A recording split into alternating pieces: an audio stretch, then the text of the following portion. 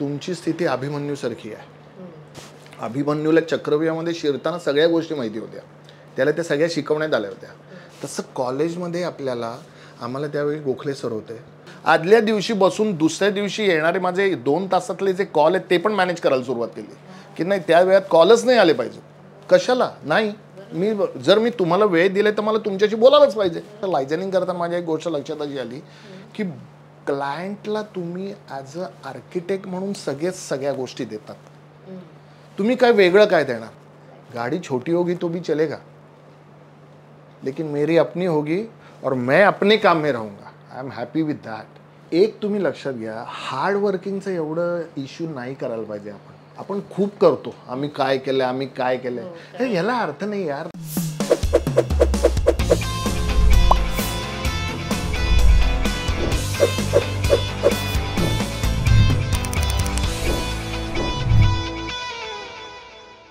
Hello everyone, welcome to Rubaru with Rupali. Today we introduce to you architect Anirudh Dastane, an expert in licensing field of architecture. He has most humbly and honestly shared his experiences and expertise with students of architecture. Copperpot brings to you this exclusive interview, specially in regional language this time, and hopes to inspire the young aspiring minds as always. Welcome architect Anirudh Dastane. Or in all government, state government rather I'll say, in all state government correspondence will be in that particular language only. Okay? Because राज्य भाषा ही ती त्या जी स्टेटची असेल ती. कर्नाटक में अगर जा रहे हो तो कन्नड. तुमची स्थिती अभिमन्यूसारखी आहे.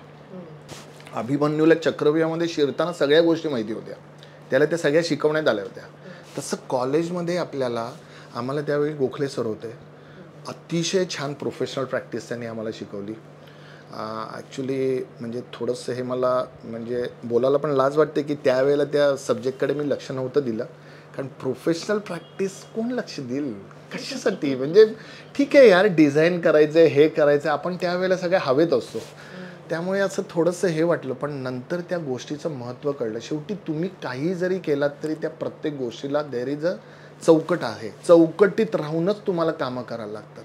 किती म्हणजे आता या फील्डमध्ये पडल्यावर कळलं. म्हणजे आता आपले म्हणजे हफीज कॉन्ट्रॅक्टर साहेबांना तुम्ही सगळेच ओळखत असाल सरांना. आता त्या सरांना सुद्धा जेव्हा काम करायला लागतं, हफीज कॉन्ट्रॅक्टर सर आहेत किंवा संजय पुरी सर आहेत, म्हणजे एवढी सगळी मोठी डिझाईन आर्किटेक्ट जे आहेत, शेवटी काही जरी झालं तरी जेव्हा ते चौकटीत बसवण्याची वेळ येते तेव्हा लायझनिंग आर्किटेक्टच्या हिशोबाने त्यांना गोष्टी करायला लागतात. ही एक अतिशय महत्त्वाची आपल्या फील्डमधली गोष्ट आहे की जे ज्याच्याकडनं चांगलं असेल ते लगेच आत्मसात करावं. म्हटलं मी प्लॅनिंग करायला सुरुवात केली. त्यावेळेला मी प्लॅनिंग एवढं करत नव्हतो. आदल्या दिवशी बसून दुसऱ्या दिवशी येणारे माझे 2 तासातले जे कॉल आहेत ते पण मॅनेज करायला सुरुवात केली की नाही त्या वेळात कॉलच नाही आले पाहिजे. कशाला नाही, जर मी तुम्हाला वेळ दिले तर मला तुमच्याशी बोलायलाच पाहिजे. So it's like that. So कॉलेजमध्ये तर आपण याच्यावर परत येत होतो की कॉलेजमध्ये बेसिकली ह्या सर्व गोष्टी तुम्हाला मिळतात. पण चौकटीत काम करताना एवढे हे जे मोठे सगळे जे आर्किटेक्ट आहेत त्यांना पण लायझनिंग आर्किटेक्टच्या गोष्टी ऐकायला लागतात बिचाऱ्यांना. ॲक्च्युली मी स्वतःला खूपच म्हणजे अब्बासी साहेबांच्या समोर आय एम व्हेरी म्हणजे मी नाही उभं राहू शकत. पण मला काही गोष्टी अशा सांगायला लागतात की नाही सर हे नाही करता येणार, सॉरी. तुम्हाला लायझनिंगमध्ये मी जे आत्ता पहिला पॉईंट सांगितला तो कोणीच सांगणार नाही की बाबा तुम्हाला मदर टंग, स्टेप मदर आणि बाबा हिंदी भाषा ही तर सगळी आपली राष्ट्रभाषा असल्यामुळे ती प्रत्येक जुन्या घरात होती तशी ती मोठी आई असणार आहे. म्हणजे जुनी घरं तुम्ही जर बघाल तर त्याच्यामध्ये आपली आई जी असते ती आपली लाडकी आई असते. म्हणजे ती आपली आई असते. पण एक घरामध्ये सर्वात हेड एक आई असायची, ती मोठी आई म्हणजे हिंदी असेल. पण इंग्रजी ही स्टेप मदरच असणार as far as liaisoning is concern. You please keep in mind. Okay. त्याच्यानंतर दुसरी गोष्ट की मी हे आत्ता जे तुम्हाला सांगितलं त्याच्यामध्ये शुक्रवार, शनिवार, रविवार या दिवसांमध्ये जर तुमचे संबंध चांगले असतील तर त्या लायझनिंगचं काम खूप चांगलं होतं. कारण ही मंडळी मी तुम्हाला सांगितलं तसं गव्हर्नमेंटची कुठलीही मंडळी तुम्हाला असं वाटतं की अरे वा 3-3, 4-4 दिवस सुट्ट्या आहेत, आता कोणीही सुट्ट्या घेत नाही. कमिशनर सकट पार पिऊनपर्यंत सर्व मंडळी सुट्टीच्या दिवशी सुद्धा वर्किंगमध्ये असतात. म्हणूनच आपला हा जो काही देश म्हणा किंवा ह्या सगळ्या गोष्टी चाललेल्या आहेत. तुम्ही मंत्रालयात गेलात तरी तुम्हाला सेम दिसेल, तुम्ही कुठेही गेलात तरी तुम्हाला सेम दिसेल. मग तो IAS ऑफिसर असू दे किंवा खालचा बिचारा पिऊन असू दे, पण ही सगळी मंडळी सर्व दिवशी काम करतात. पण मग अशा दिवशी त्यांची मेन कामं जी असतात ती त्यांची ऑफिशियल असतात, पण त्याच्यामध्ये सुद्धा ती त्यांना वेळ तर मिळतो. तुमचे जर चांगले संबंध असतील तर त्या केसमध्ये तुम्हाला तुमची कामं काढून घेता येतात, की ज्या कामासाठी अख्ख्या आठवडाभराचं जे काम असेल ते तुमचं एका तासात होऊ शकतं. ही फॅक्ट आहे. आणि लायझनिंगमध्ये हे अतिशय म्हणजे ह्याच्यामध्ये एक महत्त्वाची गोष्ट आली की तुमचं तोंड चांगलं पाहिजे, तुमचे सगळ्यांचे संबंध चांगले पाहिजे. एक दोन शब्द जर चांगले बोलले तर फरक काय पडतो आपल्याला. आणि मी कोणीतरी मोठा आहे, मी कोणीतरी असा आहे, असा प्रकार असेल तर मग कठीण आहे. म्हणजे देन अशा म्हणजे ज्यांना इगो आणि हे आहे त्यांनी अशा फील्डमध्ये न जावं. कारण आपले प्रॉब्लेम असतात. आपल्या कधी कुठल्याही गोष्टी 100% परफेक्ट नसतात. त्यामुळे तुम्ही दुसऱ्याला कधीच कुठल्या याच्यात पकडू शकत नाही. कारण तुम्ही ज्यांचं प्रतिनिधित्व करता, ज्या ॲप्लिकंटचं म्हणजे जो कोण अर्जदार आहे, आपला जो क्लायंट जो आहे, ज्या क्लायंटच्या वतीने तुम्ही तिथे जात असता, सगळ्या गोष्टी 100% बरोबर नसतात. कधी कुठलं तरी अंडरटेकिंग असतं, कुठे काहीतरी कॉम्प्रोमाइज असतं. त्यामुळे आणि बऱ्याच जणांना सवय असते की ते त्यांच्यावर बोटं ठेवण्याची. कारण नाही ते आम्ही 2-2 दिवस जातोय पण हे जागेवर नाहीत. अरे त्यांना बाकीची काय काम आहेत ह्याचा तुम्ही कधी विचार केला का. तुमची जर इच्छा असेल प्रामाणिकपणा, हार्डवर्किंग, प्रामाणिकपणा लायझनिंगमध्ये अतिशय महत्त्वाचं आहे. Sincerity in all respects, in all respects. एक पहिली गोष्ट लक्षात घ्या, कोणाशी कंपॅरिझन नाही पाहिजे. त्याच्याकडे BMW आहे म्हणून माझ्याकडे यायला पाहिजे काही गरज नाही यार. मला काम मिळू दे माझं, बघ that's all, I am happy. मला सकाळी उठल्यापासून रात्री झोपेपर्यंत काम मिळतंय ना. आर्किटेक्चरल कामं तर हातात येतच नाही, हायली इम्पॉसिबल. नॅचरली माझ्या पण हातात काम करायचे म्हटल्यावर इंटिरियरच्या कामाने मी सुरुवात केली.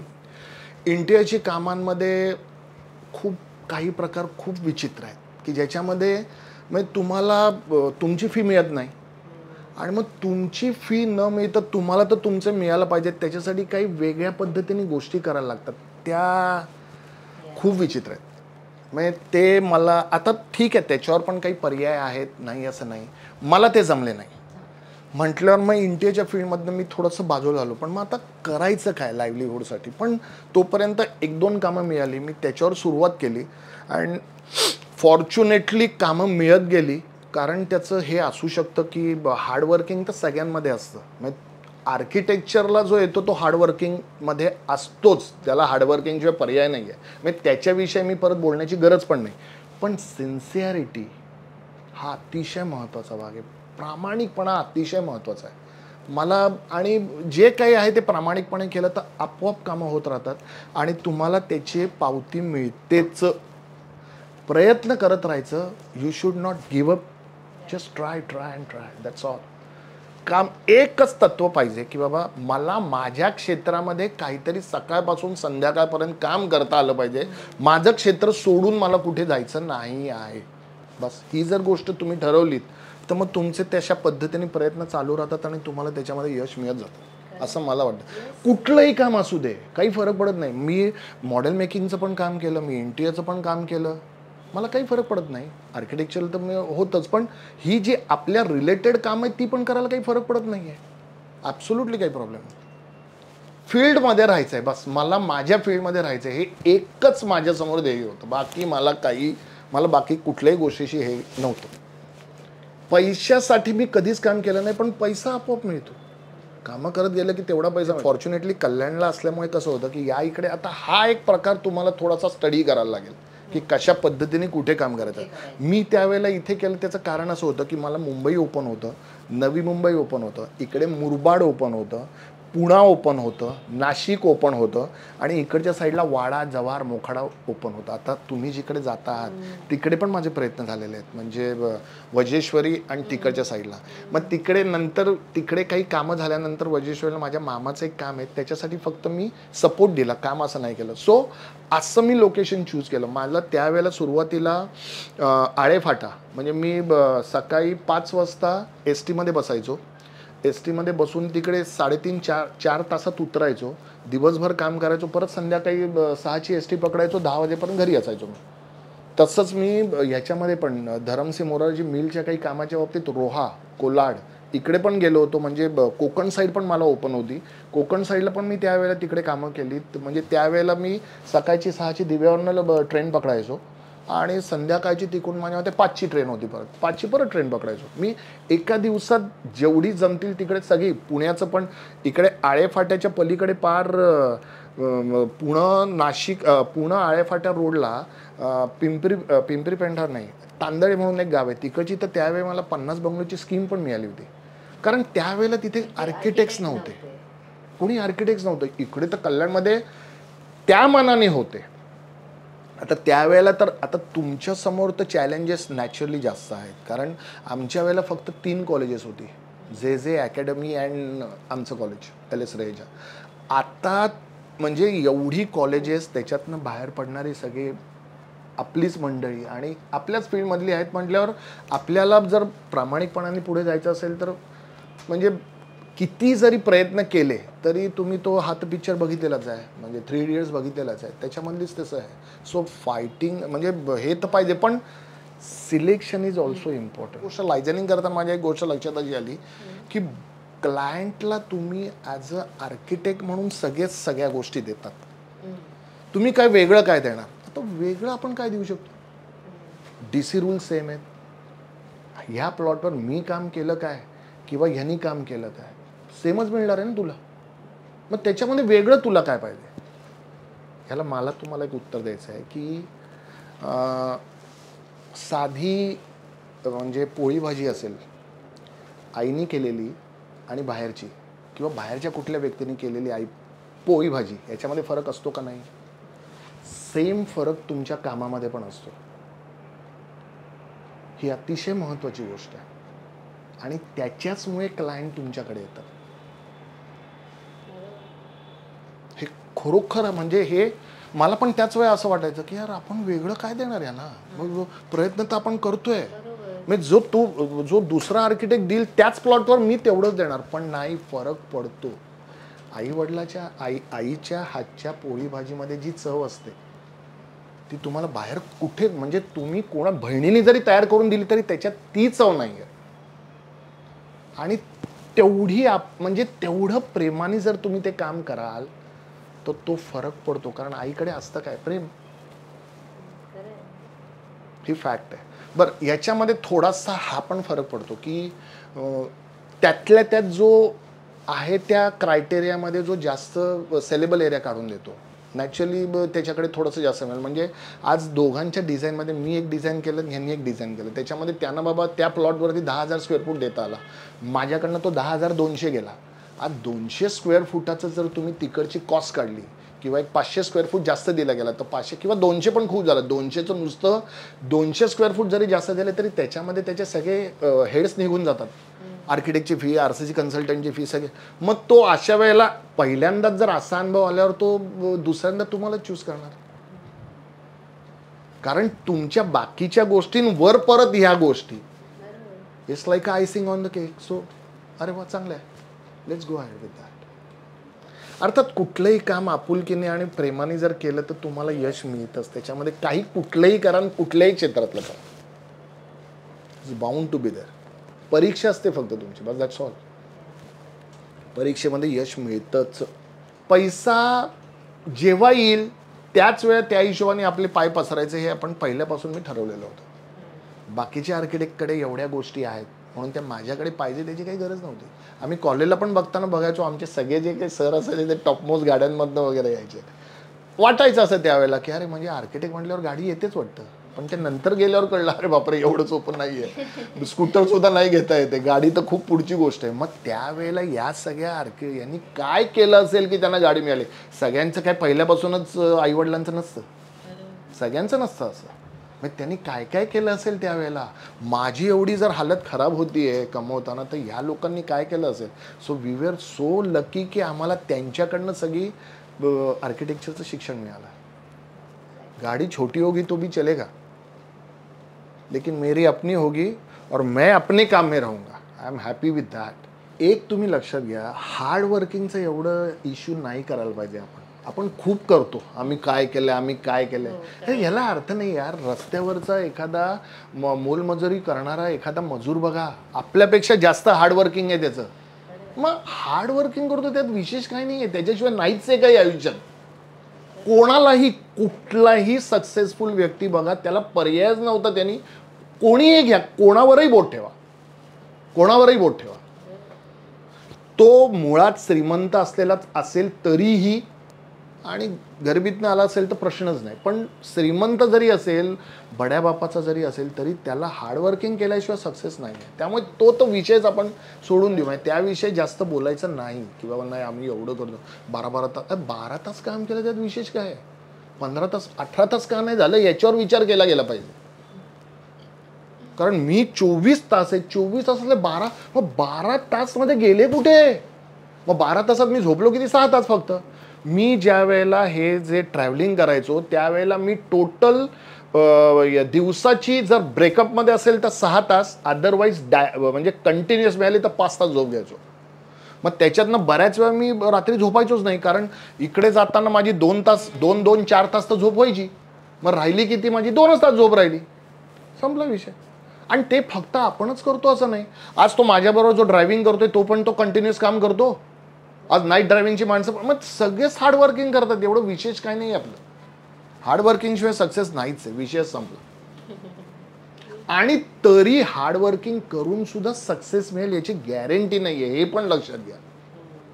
You should be prepared for that. पण एवढं नक्की आहे, हार्डवर्किंग केलं तर उपाशी मारणार नाही. बस दॅट्स ऑल. काय पाहिजे अजून, काय पाहिजे आयुष्यात. त्यामुळे आपण कसंही करून, लायझनिंगमध्ये ही अतिशय महत्त्वाची गोष्ट आपल्या डोक्यावर आहे की आपल्याकडे आलेल्या डेव्हलपरला कसंही करून लवकरात लवकर त्याचं जे काही काम आहे ते करून द्यायचं, की जेणेकरून आपल्या डोक्यावर जर टेन्शन गेलं की जेणेकरून त्याला काही प्रॉब्लेम नको व्हायला. कारण तुमच्याकडनं जाणारा त्याचा प्लॅन 1 महिना जरी लेट गेला तरी त्या 1 महिन्याचं व्याज आपल्या फीपेक्षा जास्त आहे. मग तो आपल्याला अधिकार नाही आहे. सो म्हणून मी बोलतो, सिन्सिअरिटी इज व्हेरी इम्पॉर्टंट. की बाबा माझ्याकडे आलेल्या माझ्या कामामध्ये माझ्याकडनं 1 दिवस तर नाही, तास सुद्धा वाया जाता कामा नये. त्याला त्याचं जे काय त्या गोष्टी मिळू देत बाबा. अदरवाईज कामच घ्यायचं नाही. मग डोक्याला त्रास नको बाबा, माझ्याकडे एवढी कामं आहेत, मी आधी नाही बाबा, नाही माझा प्रॉब्लेम आहे आता. पण ही फॅक्ट आहे. डेव्हलपर म्हणजे, आणि तो सगळ्यांचा सॉफ्ट टार्गेट असतो डेव्हलपर. म्हणजे पार गणपती पेंडॉलपासून सगळे त्याच्या मागे असतात. अशा स्टेजमध्ये तो आपल्याकडे खूप आशेने बघत असतो की बाबा साहेब मला माझी कॅल्क्युलेशन आहेत, मला कसंही करून बाबा जानेवारीमध्ये मी आलो आहे, मला कसंही करून 1.5 महिन्यामध्ये प्लॅन द्या, मला मार्चमध्ये चालू करू दे, मला जूनच्या आत प्लिंथ काढायची आहे.